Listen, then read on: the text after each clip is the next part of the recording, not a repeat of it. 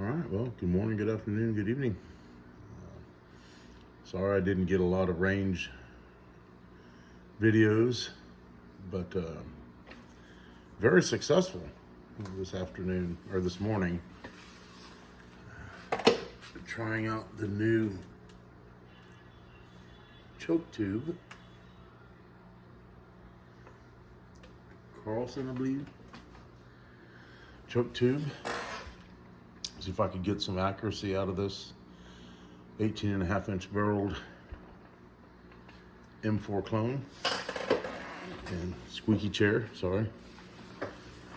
But here's the 3 different types of ammunition that I shot today, and let me tell you, they all did amazing.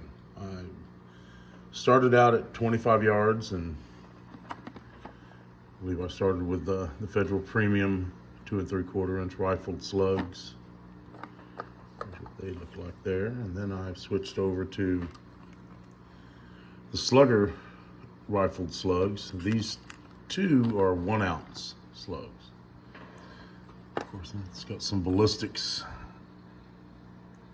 on here, and I typically want to be sighted in for about 50 yards, but look what happens at 100 yards. Drops almost 5 inches. 1.4 inches at 75 if you do a 50-yard side end. So 25 yards to 50 yards is fairly flat shooting. Again, I started out at 25 yards. I was shooting probably about 1 inch high, but I guess that choke tube, man, really makes a difference because they were grouped touching. So I had like 3 in a little stringer there, but they were all touching and literally overlapping each other. And these are the slugs that I bought for, once I got it sighted in, I shot some of these through the firearm. These are the, hello, Binnicky. These are heavier. These are, what are they? An ounce and an eighth. Ounce and an eighth. So they're heavier than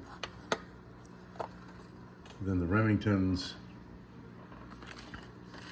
or the Federals.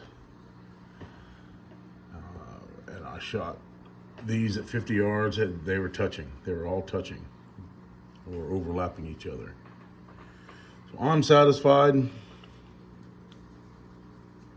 with the performance of actually all of these. I would not hesitate to harvest an animal with any of these 3. I was really impressed. I'm sure these might shoot just a little bit differently since they're a little bit heavier of a load, but from out to 75 yards is typically the distance where I'm hunting anyway, but anywhere between 50 and 75 yards, that's pretty much the max. I mean, my buddy does have some blinds that are out to 100. I've got no problem shooting that distance, but I don't think I would risk it with a slug. Just not out of this shotgun.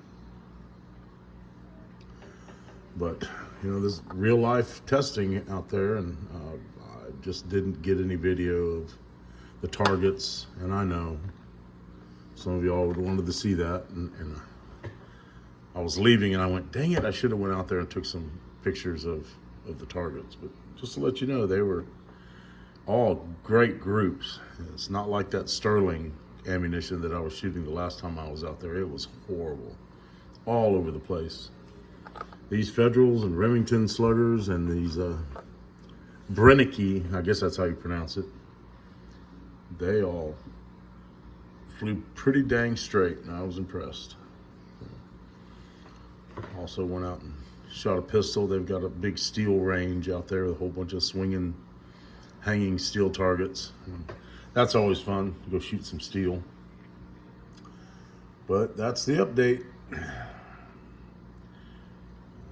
for you guys out there or gals who like to go shooting and never shot slugs before, I would definitely recommend these to start out with, for sure. Again, this is my first time really diving into shotgun slugs, so this is new for me. I've shot shotguns for years, but just never really went out and put slugs in my shotgun and said, you know, I'm going to try to get some accuracy. What kind of accuracy do these shotguns really have?